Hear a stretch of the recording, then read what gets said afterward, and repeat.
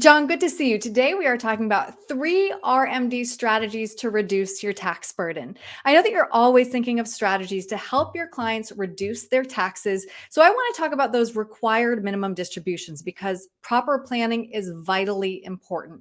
So, let's just start at the top. What are RMDs and how are they calculated?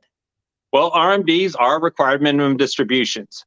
Those tax deferred accounts, those IRAs, those 401ks, and so on, you entered into agreement with an IRS that you probably didn't understand. Number one, you're not going to touch the money until a certain age. Number two, once you reach a certain age, under current law 72, you are going to take out a certain amount of distributions. The government wants their money. Right. Now, the way they figure that out is they take the year-end total from the previous year. So the December 31st balance of last year. So in this case, if you're taking a 2022 RMD, it's December 31st of 2021, all the balances of your tax deferred accounts. And you're going to divide each of those accounts by a life expectancy factor based on the uniform lifetime table. Folks, you're going to have to consult this table. It changes every year. Then you're going to get the RMD for all your accounts that you have to take. If you have an IRA, one IRA can distribution from one IRA account can account for other IRA accounts. So keep that in mind. Right. Lots to consider. Now, I also know you work really hard to make sure that your clients take those distributions when they need to, because if they don't, there is a significant penalty. Yeah.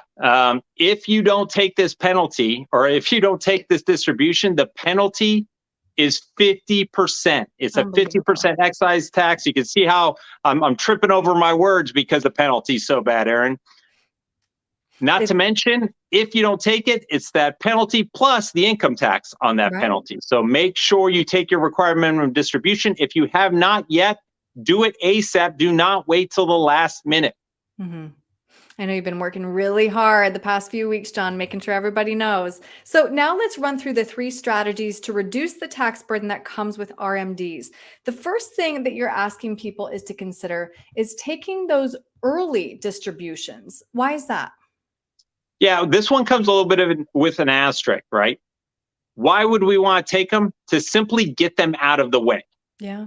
Why wouldn't we want to take them? Well, if the market's down, you may not want to take those distributions if you don't have to, because you're going to lend your investments to sequence of returns risk. So that one has a little bit of an asterisk, but getting them out of the way, you don't have to rush towards the end of the year to do all your paperwork and have your financial advisor hounding you. Hounding you in a good way, though. I like how you do it. That's true. Next on your list, Roth conversions. This is something that we've talked about at length before. In fact, we have a detailed video explaining the considerations that go into it on your website as well. But why should we be considering Roth conversions when it comes to RMDs?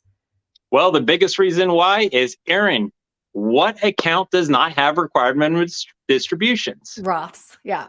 Exactly. So you decided to do Roth conversions, tax management planning early on at the tax rate you understand, and therefore you either reduced or got rid of your required minimum distributions. And listen, folks, this is really for people who don't need this extra income. They don't need to take out an extra $30,000 or $40,000 a year. They have to. Well, what they did early on with the Roths is they transferred that money to tax-free and have more control.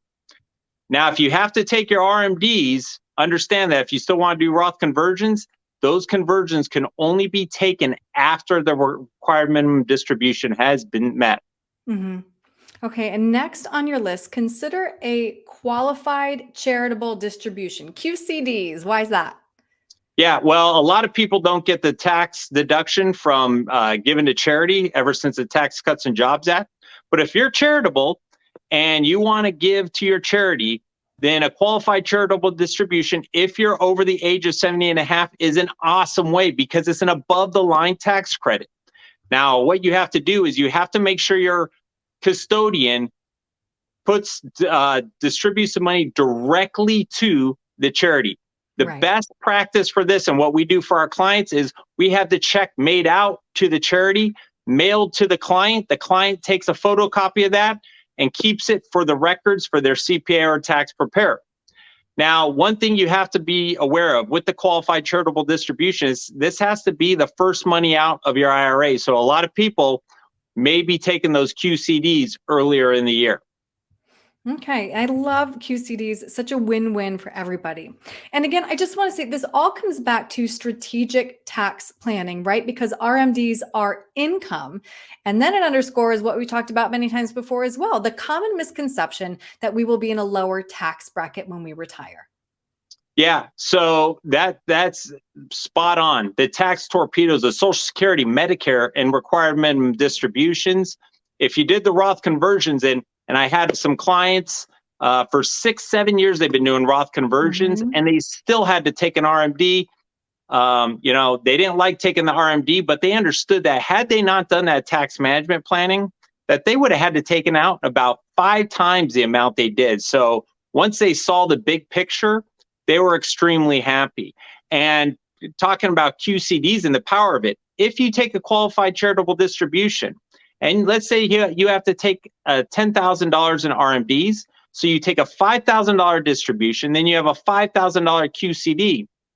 What that does is it satisfies your $10,000 RMD, but your $5,000 contribution to charity goes tax-free. So you only have to pay taxes on that $5,000. And why is the tax planning important? Because let's say you have a Medicare premium and your RMD pushes you into that next Medicare bracket by just $1. Well, guess what? Your Medicare Part B and Part D premiums have just gone up over $100 per person for that month. So what if you were able to use a QCD to stay in that lower bracket? It's really a huge, what I call power play tax deduction opportunity. Yeah, this is great. John, these strategies are so powerful. And I think, figuring out what's right for you, the earlier, the better. So if somebody has any questions about something that we've talked about today, what's the best way to reach you? Yeah, you can give us a call at the office, 858-935-6210, or visit our website, www.gosecurus.com. Under the Contact Us tab, you can either schedule a 15-minute phone call to answer any of your questions, or you can go ahead and schedule an initial complimentary consultation. Very easy. All right, John, thank you so much. Thank you, Erin.